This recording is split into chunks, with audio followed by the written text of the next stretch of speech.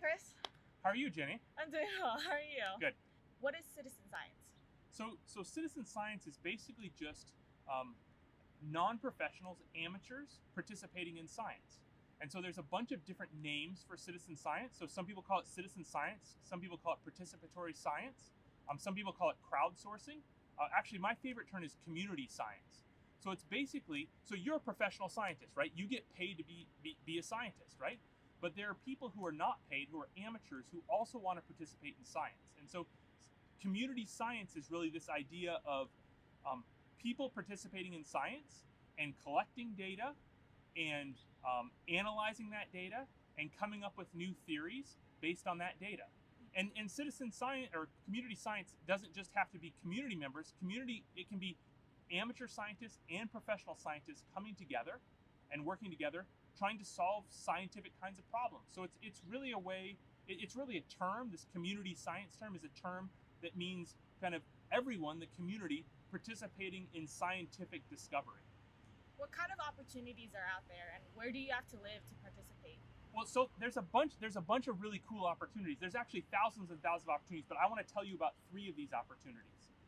And these are opportunities that you can do in your backyard, if you're in the city or if you're out in the country. These are opportunities that really get the community involved. And so the first one I want to talk about is a project that's called CocoRAS. And CocoRAS is a precipitation network. So it's a network of community scientists that measure precipitation. And actually, this gauge right here is from the CocoRAS network. And so what you do is you install this gauge, and what this gauge is it has a mouth, and water and rain comes down and fills up this tube right here. And each day, you report on how much water is in your backyard from rain. And so that's a very easy way to participate. Another one that I think is really cool is called the Globe Network Clouds. And this network actually allows you to go out and take pictures of clouds through this really cool smartphone app. And so you look up at the sky and you pick pictures which the clouds look like. And then what it actually asks you to do is it actually asks you to take pictures of all the directions of the clouds. And they take that community science data and they take data from NASA satellites and they bring those two together in order to improve satellites and understand weather in your area. So it's really easy to do, and all you need is a smartphone, and it takes about 2 minutes to take these pictures of the clouds. And my kids love this project, right? And then the final one that I want to talk to you about is a project that actually looks at plants and trees, and it's called Project Budburst. And the idea behind this is that community scientists monitor plants and trees near where they live and where they work, and they record when the trees leaf out, so when the leaves appear. And the idea behind this is that if we'd like to track how climate changes over long periods of time, one way of doing that is using trees in order to identify budding out, bud burst, that's the idea. And this is a really long record that happens all over the entire country, and you can do it anywhere. If you live in New York City, or if you live in Iowa, it doesn't matter, you can participate in this. So those are 3 examples of things that people right away, no matter where you live, can participate. They can look at rain, they can look at clouds, they can look at climate. And these are really helpful, not only for community scientists to analyze these data, but for professional scientists. Because one of the big things is, as a professional scientist, you know this, it's expensive to collect data over the entire United States. But if community scientists partner with professional scientists, then we get so much more data over such a larger area, and we can start to understand our environment much better. How do you find these opportunities?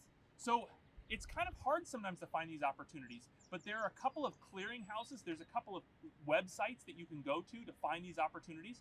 One of them is called citsci.org, and this has thousands of opportunities. And you can say, I live in Arizona. What opportunities are there for Arizona? Or I live in Montana. What opportunities are there?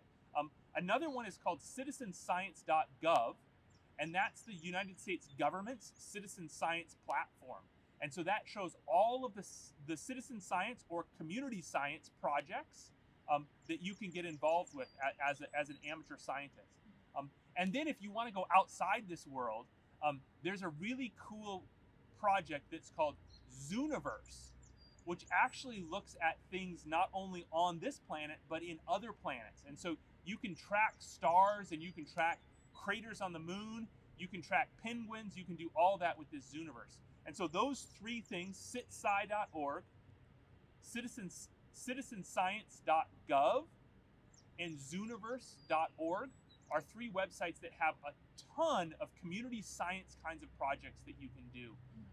And they're really, they're really well done. And that's a great place to start if you would like to get interested in community science and being an amateur scientist. So what research are you currently working on involving community science? So we're working on a project actually in the city of Phoenix. It's actually a larger metro area, and it's called FloodAware.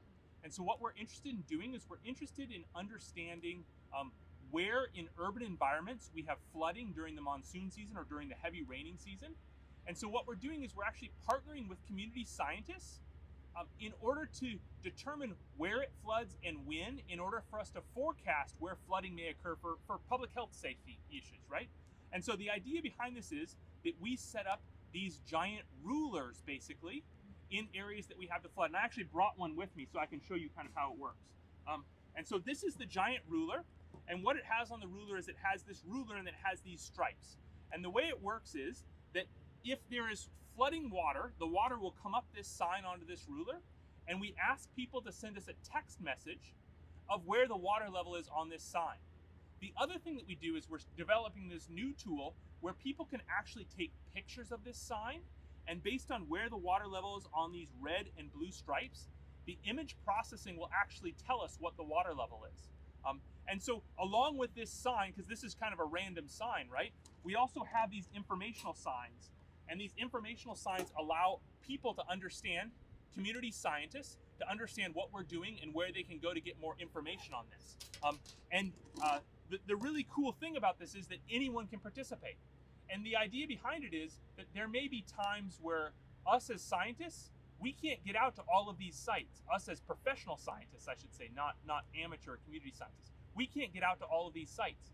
And so by being a community scientist, you can make an observation, you can improve our models so that we can then predict for you if your neighborhood is going to flood and when. So the more community scientists engage with us as professional scientists, the more data we have, the better our predictions can be, and the more helpful we can be back to the community. And that's one of the actually really genius things about community science, that the more we can work together, the more we can kind of improve the human condition. And that's one of the things we try to do in science, right? So this is, if you see one of these, you should do it. And the other thing I should say is that even a zero measurement is important, right? So we need to know when it's flooded and we need to know not when it's flooded. And that helps us in many, many ways. And we're really doing this in order to improve everyone's lives. So I would really encourage anybody to try community science and see what it's like, because it's fun and it's also something that doesn't take a lot of time or a lot of resources. And you can do it anywhere. So, hey, thanks for having me. I appreciate this. Thanks, Chris.